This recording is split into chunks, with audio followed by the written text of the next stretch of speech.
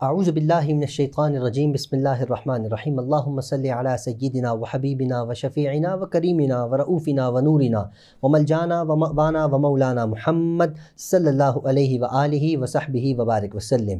یا صاحب الجمال و یا سید البشر من وجهک المنیر لقد نور القمر لا يمکن الثناء کما کان حقہ بعد از خدا بزرگ توی قصہ مختصر۔ محترم ناظرین کرام، السلام علیکم ورحمۃ اللہ وبرکاتہ۔ میں ہوں آپ کا میزبان حافظ حامد رضا اور آپ دیکھ رہے ہیں پروگرام نور ہدایت۔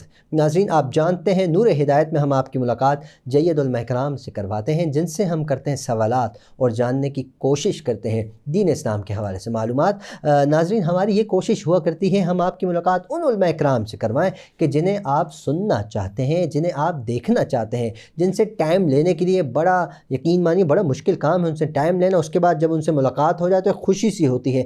ہماری کوشش ہوتی ہے ہم ان علماء کرام کو یہاں مدعو کریں کہ جو قرآن کی بات کریں، صاحب قرآن کی بات کریں، حدیث کی بات کریں، صحابہ کی بات کریں، اہل بیت کی بات کریں، تمام صحابہ تمام انبیاء کا ذکر کریں اور قرآن سے کریں، قرآن کی گفتگو کریں۔ اور ناظرین، کیونکہ قرآن ایک سمندر ہے، ہم نے قرآن کو چھوڑ رکھا ہے، جس کی وجہ سے ٹینشن ہے، جس کی وجہ سے پریشانی ہے۔ اگر ہم نے دوبارہ سے قرآن پکڑ لیا، قرآن کو پکڑ تو لیا، تھام لیا اور اس پر عمل کر لیا، تو یقین مانیے ہماری زندگی بھی بن جائے گی، ہماری قبر بھی بن جائے گی۔ ہم اولاد کی تربیت کے حوالے سے بڑے پریشان رہتے ہیں، اس کی بھی وجہ ہے۔ اس کی وجہ یہی ہے کہ ہم نے سرکار دو عالم صلی اللہ علیہ وآلہ وسلم کے فرامین پر عمل کرنا چھوڑ دیا۔ ہم اپنے بچوں کو اچھی انگلش کی بکس تو دے رہے ہیں، لیکن صحابہ کرام کی سٹوریز نہیں سنا رہے، صحابہ کرام کے واقعات ہم بچوں سے شیئر نہیں کر رہے، ہم اچھے لوگوں کے واقعات بچوں سے شیئر نہیں کر رہے۔ ہم نے پچھلے پروگرام میں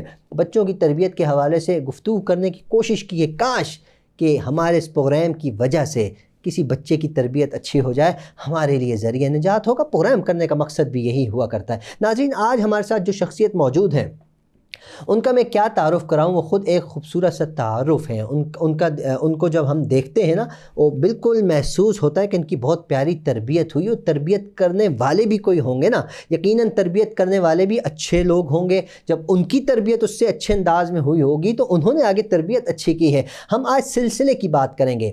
ہم بچپن سے، میں اپنے بچپن کی بات کر رہا ہوں، اشرفی سلسلے کے حوالے سے میں سنتا چلا آ رہا ہوں۔ اشرفی، ہمارے بہت سے دوست بھی ہیں جن سے ایک اچھا تعلق ہے۔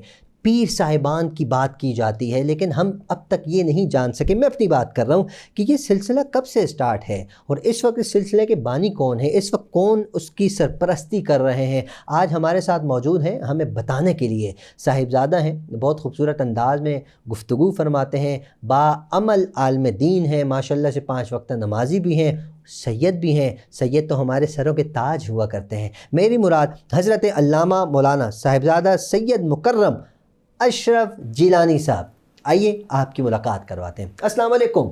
وعلیکم السلام ورحمۃ اللہ وبرکاتہ۔ ماشاءاللہ بھائی جان، کیسے مزاج، خیریت سے ہیں آپ؟ الحمدللہ، اللہ پاک کا بڑا کرم احسان ہے۔ ماشاءاللہ، پچھلے پروگرام میں ہم نے تربیت اولاد کے حوالے سے گفتگو کی تھی، اور آپ نے بہت خوبصورت انداز میں ہم ناظرین تک یہ پیغام پہنچایا اپنے طریقے سے، کیونکہ آپ کی تربیت بھی تو بہت اچھی ہوئی ہے۔ تو ہم نے سوچا، ہماری ٹیم نے سوچا کیوں نہ ایسا کیا جائے کہ آپ کی تربیت کے حوالے سے گفتگو کی جائے کہ آپ کی تربیت کس انداز میں ہوئی ہے، آپ کے والد محترم نے، آپ کے اساتذہ نے، آپ کے پیر صاحب نے کس انداز میں آپ کی تربیت کی۔ کیونکہ اس وقت ہم دیکھتے ہیں آپ پورے پاکستان میں ماشاءاللہ جاتے ہیں، تبلیغ کے حوالے سے جاتے ہیں، لوگوں سے گفتگو کرنے جاتے ہیں، مختلف پروگرام میں خطاب کرنے آپ تشریف لے کر جاتے ہیں۔ ماشاءاللہ سے آپ کی ہم نے نعت شریف بھی سنی ہے، صلاۃ و سلام بھی آپ بہت خوبصورت انداز میں پڑھتے ہیں۔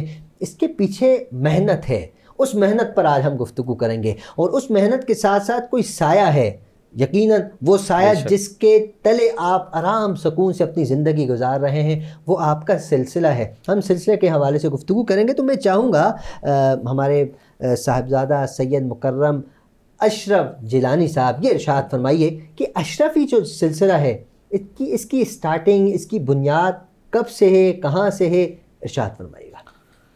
اعوذ باللہ من الشیطان الرجیم، بسم اللہ الرحمن الرحیم، مولاي صلی وسلم دائما ابدا علی حبیبک خیر الخلق کلہم۔ بہت خوبصورت سوال آپ نے کیا کہ جو آج ناظرین کے جاننے کے لیے بڑا ضروری ہے، کیونکہ نام سلسلہ اشرفیہ کا تو سب سنتے ہی سب چلے سنتے آتے ہیں، ہیں، جی۔ لیکن اکثریت کو اس کی ابتدا کہاں سے ہوئی اور کون اس سلسلے کے بانی ہیں اس کے بارے میں معلوم نہیں ہوتا۔ ہمارے سلسلے کے بانی، سلسلہ اشرفیہ کے بانی حضرت مخدوم سلطان سید اشرف جہانگیر سمنانی سبحان اللہ، رحمۃ اللہ تعالی علیہ کی ذات والا صفات ہے، جو اس سلسلے کے بانی ہیں۔ ٹھیک ہے۔ آپ کا لقب مبارک ہے تارک السلطنت، تارک السلطنت، وہ کہ جس نے سلطنت کو چھوڑا ہو، اچھا، سلطنت کو چھوڑا ہو۔ اگر ہم تاریخ کا مطالعہ کریں تو یہ پتہ چلتا ہے کہ ایران میں ایک شہر تھا جسے شہر سمنان کہا جاتا تھا، آج بھی وہ خراسان کے قریب موجود ہے اور اسی نام سے آج بھی جانا جاتا ہے۔ تو وہاں پر سادات حسنی کی سلطنت تھی اور ان کے بادشاہ تھے سلطان سید ابراہیم نور بخشی رحمۃ اللہ تعالیٰ علیہ، ماشاء اللہ، جو مخدوم سمنانی کے والد محترم تھے۔ ٹھیک ہے۔ آپ کے یہاں کوئی نرینہ اولاد نہیں تھی، اللہ کی بارگاہ میں دعا کرتے رہے الہ العالمین کوئی نرینہ اولاد عطا فرمائے، کیونکہ ظاہر ہے جب کوئی صاحب وقت ہوتا ہے، کوئی بادشاہ ہوتا ہے تو اسے یہ خواہش ہوتی ہے کہ میرا کوئی ولی عہد ہو، میں اس کی تربیت کروں تاکہ وہ میرے بعد پھر اس سلطنت کو، اس منصب کو اسلامی خطوط کے مطابق چلا سکے اور اسی طرح عدل و انصاف کے ساتھ اس پورے معاملے کو چلا سکے۔ تفصیل تو بہت زیادہ ہے، میں مختصر کر کے اسے بیان کر رہا ہوں۔ تو وہ سادات حسنی اور نور بخشیہ کے نام سے آج بھی اگر وکیپیڈیا پہ جا کے سرچ کریں تو وہاں پر وہ پوری جو ہے سلطنت کی جو ہسٹری ہے، سلطنت نور بخشیہ کے نام سے وہ پوری ہسٹری آ جائے گی۔ تو وہ مخدوم سمنانی کے والد محترم تھے۔ پھر اللہ تبارک و تعالیٰ نے آپ کو ایک بیٹا عطا فرمایا، اور وہ بیٹا بھی کیسا بیٹا کہ ان کی ولادت سے قبل نبی پاک علیہ الصلوۃ والسلام نے حضرت سلطان ابراہیم کو خواب میں آ کر بشارت عطا سبحان اللہ، سبحان، کیا بات کہ ہے، سلطان ابراہیم تمہارے یہاں ایک فرزند پیدا ہونے والا ہے، اس کا نام سید اشرف رکھنا۔ پہلے ہی نام سرکار دو عالم نے تجویز فرما دی۔ سبحان اللہ۔ ہمارے یہاں بچے پیدا ہوں تو ہم ان کے نام خود ڈھونڈیں، خود تجویز کریں، لیکن اور علماء ان کی کے پاس شان جائیں، کیا ہے جی، کہ جن کے آنے سے قبل نبی پاک ان کے نام کو تجویز فرما کیا رہے بات ہے، کہ ان کا یقیناً کوئی نام بڑی سید اشرف۔ شخصیت آ رہی بالکل۔ ہے، جی۔ مادرزاد ولی تھے، آپ کی نانا نے بھی آپ کی پیدائش سے کئی سال قبل آپ کی والدہ محترمہ کو بشارت دی تھی کہ تمہارے یہاں ایک فرزند ہوگا، سلطنت کا وہ بادشاہ بنے گا اور پھر وہ سلطنت کو ترک کر کر فقیری اختیار کرے گا۔ کتنی بڑی بات ہے، بادشاہت کو ترک کر کے فقیری، پھر فقیری اختیار۔ اچھا، آپ کی ولادت ہو گئی، بڑا جشن ہوا، بڑا دھول مچے، لوگوں نے خوشیاں منائی، بھئی سلطان کے بیٹا پیدا ہوا، نرینہ اولاد جس کی خواہش تھی۔ وقت چلتا رہا، 9 سال کی کم عمری میں آپ نے حفظ قرآن کیا اور 7 قرات کے ساتھ 7 قراتوں کے قاری ہو گئے، 9 سال کی کم عمر۔ پھر جب 10 سال کی عمر کو پہنچے یا 12 سال بعض مورخین نے لکھا، تو اس وقت کے جتنے بھی علوم تھے ان تمام پر آپ نے دسترس حاصل کی۔ حضرت یقیناً اللہ نے ان کو ایک بڑا مرتبہ دینا تھا، ورنہ حفظ کے بعد سبع اشرف وغیرہ سیکھنے کے لیے آپ کو اچھے خاصا وقت لگتا ہے، مختلف کنٹریز میں جانا پڑتا ہے۔ جی یہ تو بڑی سعادت کی بات ہے۔ جی، تو یہ اللہ تبارک و تعالیٰ کی یہ شان ہے کہ جب کسی کو کچھ بنانا ہوتا ہے تو صلاحیتیں پہلے ہی پیدا فرما دیتا ہے۔ کیا بات ہے، سبحان اللہ، یہ اس کی کرم نوازیاں ہیں۔ تو مادرزاد ولی تھے، علم حدیث، علم تفسیر، علم فقہ، علم منطق، علم فلسفہ، یہ سب حاصل کر لیا ایک کم عمری میں، 14 سال کی کم عمری۔ 15 سال کی عمر کو پہنچے، والد محترم کا انتقال ہو گیا۔ اللہ اکبر، 15 سال کی کم عمری میں آپ کو تخت سلطنت پر بٹھا دیا گیا۔ ولی عہد تھے، ظاہر ہے، سلطنت بیٹھ گئے۔ اچھا، آس پاس کی ریاستوں نے دیکھا کہ ارے یہ تو ایک بچہ بیٹھا ہے 15 سال کی عمر کا۔ اب آج کل آپ 15 سال کے بچے کو کسی سلطنت پہ بٹھا سکتے ہیں، کسی وزیر کے عہدے پر بٹھا سکتے ہیں؟ آج کا نہیں بیٹھ سکتا، اگر وہ آپ پرانے زمانے کی بات دیکھیں تو وہ تو خیر بہت ہے۔ آج کل تو 15 سال کی عمر میں تو وہ تو بیچارہ اپنے کھیل کود اور اسی میں لگا ہوتا ہے، یہ جائے کہ وہ اتنے علوم حاصل کر لے۔ لیکن اللہ تبارک و تعالیٰ نے آپ پر یہ کرم نوازی فرمائی کہ آپ سلطنت پر بیٹھے اور 10 سال تک تخت سمنان پر حکومت فرمائی۔ 10 سال، 25 سال کی عمر تک، 25 سال کی عمر تک، 15 سے 25 سال۔ اچھا، اسی دوران آس پاس کی ریاستوں نے جب دیکھا کہ کمسن بیٹھا ہے تو انہوں نے حملے بھی کیے۔ تو آپ فرماتے ہیں کہ جو میرے جرنیل تھے حکومت کے، وہ تو پرانے میرے والد کے ساتھ جنگوں میں لڑے، انہیں سارے تجربے تھے، تو انہوں نے جب میٹنگ ہوئی تو انہوں نے کہا کہ جنگ کی کمان وہ سنبھالے کہ جسے تجربہ ہو، یعنی کہ بالفاظ دیگر ان کا اشارہ یہ تھا کہ آپ نہ جائیں، ہمیں بھیج دیں کیونکہ ہم تجربے کار ہیں، آپ بادشاہ ہیں، آپ یہیں بیٹھیں تخت سمنان پر، آپ اس چیز کو سنبھالیں۔ تو آپ نے فرمایا میں ان کے اس چیز کو سمجھ گیا کہ یہ کس طرف اشارہ کر۔ آپ نے سب کو بلایا، پورے دربار میں تقریر کی اور فرمایا میری عمر کو مت دیکھو، میرے خون کو دیکھو، میری رگوں میں شہدائے کربلا کا خون دوڑ سبحان رہا، اللہ سبحان اللہ، میں ان کی نسل سے ہوں۔ تم کیا سمجھ رہے ہو کہ مجھے فتح نہیں ہوگی؟ ارے میں خود کمان کروں گا، اللہ کی ذات پر امید ہے وہ فتح عطا فرمائے۔ سبحان اللہ، خود گئے اس اللہ کی جہاد ذات پر میں، پختہ یقین، جنگ میں حصہ لیا، اللہ رب العالمین نے آپ کو فتح و نصرت عطا فرمائی۔ ماشاء اللہ۔ 25 سال کی عمر تک سمنان کے تخت پر فائز رہے۔ 27ویں شب کو حضرت خضر علیہ السلام نے آ کر آپ کو بشارت دی اور فرمایا فرزند اشرف، حجاب تخت و تاج کو دور کر دو اور لذت وصل الہی کے لیے روانہ ہو جاؤ۔ یہ جو تخت و تاج ہے نا، یہ اب وصل الہی میں ایک حجاب بن رہا ہے، ہر ایک دنیا ہے، اسے دور کر دو اور لذت وصل الہی کے لیے نکل جاؤ۔ والدہ کی بارگاہ میں حاضر ہوئے اور کہا ماں میں جانا چاہتا ہوں، سلطنت کو چھوڑنا چاہتا ہوں۔ آج کی کوئی ماں ہوتی تو وہ کہتی بیٹا کہاں جا رہا ہے؟ یہ عیش و آرام، یہ عشرت، یہ سونے جواہرات، یہ اتنا بڑا تخت، یہ اتنی بڑی سلطنت، ایک حکم پر ہزاروں غلام ہاتھ باندھے کھڑے ہوں، کھانے کے لیے طرح طرح کی چیزیں میسر ہوں، ہر چیز، ہر قسم کی آسائش۔ تو آج کی ماں تو یہ کہے گی تمہیں تو سب کچھ ملا ہوا ہے، تم کہاں جا رہے ہو؟ ضرورت ہے، لیکن انہوں نے کیا کہا؟ انہوں نے کہا بیٹا فرزند اشرف اسی دن کا انتظار کر رہی تھی، کیا بات، وہ بھی اللہ کی ولیاں ہیں، اس لیے کہ تمہارے نانا حضرت خواجہ احمد یسوی رحمۃ اللہ تعالیٰ علیہ نے تمہاری پیدائش سے کئی سال قبل مجھے یہ فرمایا تھا کہ فرزند ہوگا، 10 سال حکومت کرے گا اور پھر چھوڑ کر فقیری اختیار کر لے گا۔ واہ جی واہ، سبحان اللہ۔ تو آپ نے اس حکومت کو ترک کیا، ہیرے جواہرات سب کچھ اتارے۔ اب آج کل لوگ ہم سے سوال کرتے ہیں اکثر کہ یہ تاج اشرفی، یہ سوال میں ابھی یہ کرنے والا جبہ تھا اور یہ اس طرح کی چیز کیوں پہن؟ تو یہ وہ ہے تاج جو سلطنت سمنان سے چلا آ رہا ہے۔ لیکن حضرت انہوں نے تو اتار دیا تھا نا، انہوں نے تاج نہیں اتارا تھا، اچھا تاج اس امامے کو نہیں اتارا۔ آپ نے فرمایا اس تاج میں جو ہیرے جواہرات اور جو وہ اتار دیا، پتھر اور بڑے بڑی چیزیں لگی تھی وہ سب اتار دی۔ یقیناً یہ اگر دیکھیں اگر اس پہ آپ تاج وغیرہ سجائیں تو وہی پرانے سلطنت والا سلسلہ سامنے اس طرح کا جو ہے وہ نقش بن جائے گا اس کے اندر۔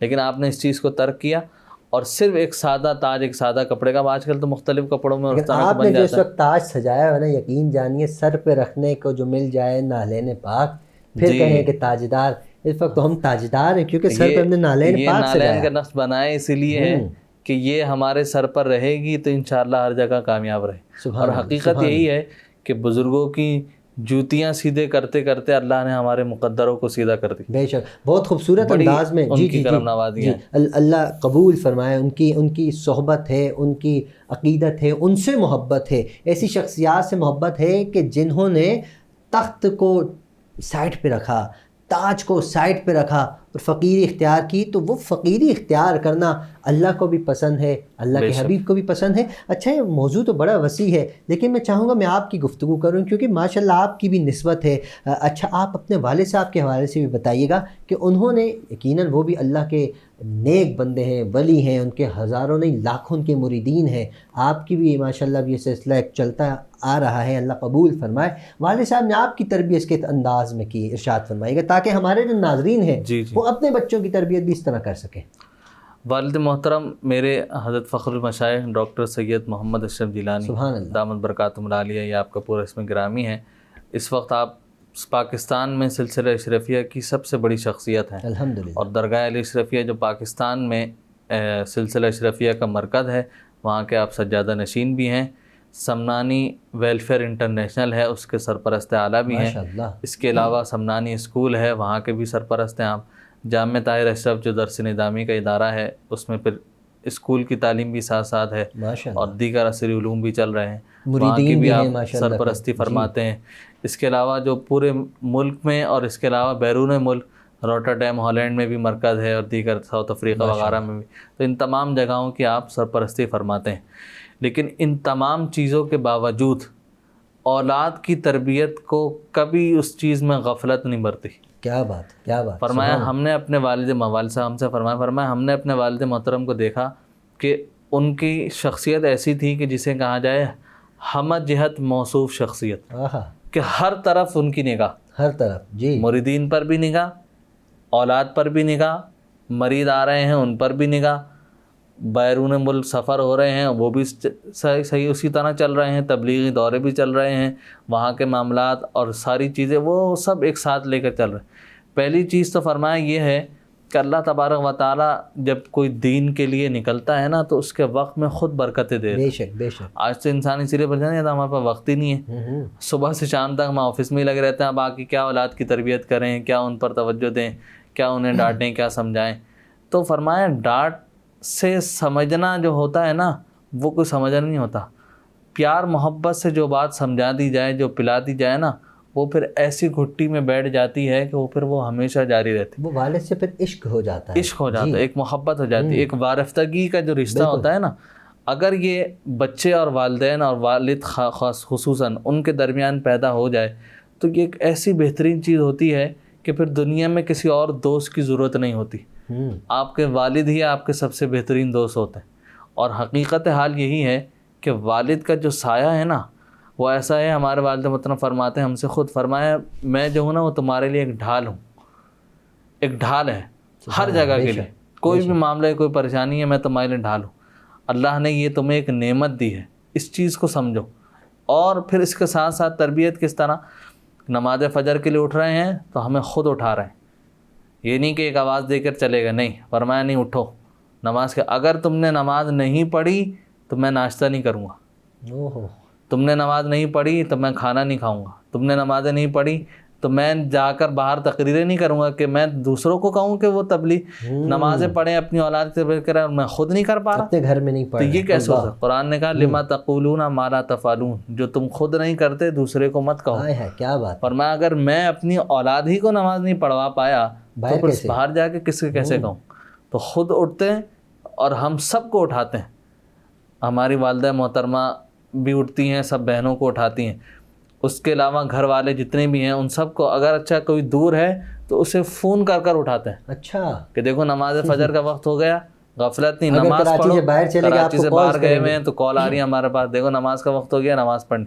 اچھا وقت کتنا مختلف ہے کہ کراچی میں نماز کا ٹائم جو ہے فجر کا لیٹ ہوتا ہے، اور اگر پنجاب وغیرہ کے علاقے میں ہیں تو وہاں جلدی ہوتا ہے، لیکن اللہ تبارک و تعالیٰ جب کسی کو مقامات اور چیزیں عطا فرماتا ہے تو صلاحیتیں بھی عطا فرماتا ہے، تو وہ اس وقت پر فون کرتے بالکل جب نماز کا ٹائم ہو۔ کبھی کبھی ایسا ہوتا ہے نا کہ ہم بھول جاتے، رات کو تھکے ہوئے آرام سے سو گئے، لیکن ان کا عین اس ٹائم پہ فون آیا، دیکھو اٹھو نماز پڑھ لو، وہ اپنی وہاں نماز ادا کرنے کے بعد اس کے بعد آرام سے کال کریں گے۔ خود رات کو تقریر کر کر آئے اور لوگوں سے کہا کہ نمازیں پڑھو، دین کرو، خود نہیں پڑھ رہے تو تمہاری بات میں اثر نہیں ہوگا۔ یہ تربیت کس انداز میں کر رہے ہیں، ڈانٹ بھی سکتے ہیں۔ ان تربیتوں میں سب سے بہترین چیز کہ کبھی کسی ہمارے جتنے بہن بھائی کبھی کوئی یہ نہیں کہہ سکتا کہ والد نے ہم پر ہاتھ اٹھایا ہو، نہیں، والدہ فرماتی تھی کہ دیکھو جب والد آواز دیں، جو کام کر رہے ہو چھوڑ کر ان کی طرف بھاگ جاؤ۔ کیا بات ہے، جو بھی کام کر، اسکول کا کام ہے، کالج کا کام ہے، یونیورسٹی کا کام، کوئی بھی کام ایکس وائی زیڈ کر رہا ہو، جب ان کی آواز آ گئی ہر کام چھوڑ دو، ان کی طرف چلے جاؤ۔ یہ کیا ہے، ماں کو چاہیے کہ وہ باپ کا ادب سکھائے، باپ کو چاہیے وہ ماں کا ادب سکھائے۔ آج کل کیا ہوتا ہے، والدین خود بچوں کے سامنے لڑ رہے ہیں۔ اچھا کچھ کیس تو ہمارے پاس اتنے خطرناک آئے کہ ایک دوسرے کو گالیاں دے رہے ہیں، فحش گوئی کر رہے ہیں، عام ہو چکا ہے نا، اتنا عام ہو گیا کہ بغیر گالی دے کہتے ہیں وہ تو کوئی بات ہی نہیں کرتے۔ بچہ پھر کیا حدیثیں سنائے گا، اس نے بھی گالیاں اب وہ اتنا چھوٹا سا بچہ 3 سال کا ہمارے پاس لے کے آیا کہ حضرت یہ گالیاں دے رہا ہے، تو والد محترم ہمارے بیٹھے تھے، مریضوں کو روزانہ بیٹھتے ہیں، وہ دیکھتے ہیں، فرمایا بھائی یہ کیسے، اس کو کس نے سیکھی، کوئی آسمان سے اس پر نازل تو نہیں ہو رہی، کسی تو سیکھی، کہاں ان کے دادا دیتے ہیں، ان کے والد دیتے ہیں، ان کے چچا گھر میں دیتے ہیں، تو کیا وہ جو گھر میں ہو رہا ہے وہ بچہ سیکھ رہا ہے۔ اس کے برعکس فرماتے تھے، خود آپ تقاریر وغیرہ میں اکثر جگہ فرمایا دیکھو ہمارے گھر میں ہمارے والد محترم یعنی کہ ہمارے دادا کی طرف اشارہ کر فرمایا، انہوں نے کیسی تربیت کی کہ ہمیشہ اچھے الفاظ نکالے۔ ہمارے یہاں کے بچے اگر وہ 3 سال کا 4 سال کا بھی ہے نا، باہر کھیل بھی رہا ہے تو وہ آپ کو نعتیں گنگناتا ہوا کھیلتا ہوا نظر آئے گا۔ کیا بات ہے، اندر گھر میں بھی کچھ کھیل رہا ہے تو وہ بھی اسی طرح کرتا۔ اچھا باہر سے ہم لوگ جمعے کے دن جب آتے تھے، جب ہم بچپن کا اپنا ہمیں یہ واقعہ یاد ہے کہ جب والد صاحب کے ساتھ جمعہ پڑھ کے آتے تھے تو ہم سب بہن بھائی آپس میں کزنز وغیرہ مل کے خود ایک گھر میں ایک جمعہ کا اجتماع کر رہے ہوتے، کوئی ایک امام بنا ہے، کوئی مؤذن بنا ہے، کوئی نعت پڑھ رہا ہے۔ تو یہ کب ہوتا ہے کہ جب گھر والے اس طرح کا کام کر رہے ہیں. اچھا کرم بھائی ٹائم بہت مختصر سے، میں ایک سوال کافی دیر سے گردش کر رہا ہے ذہن میں.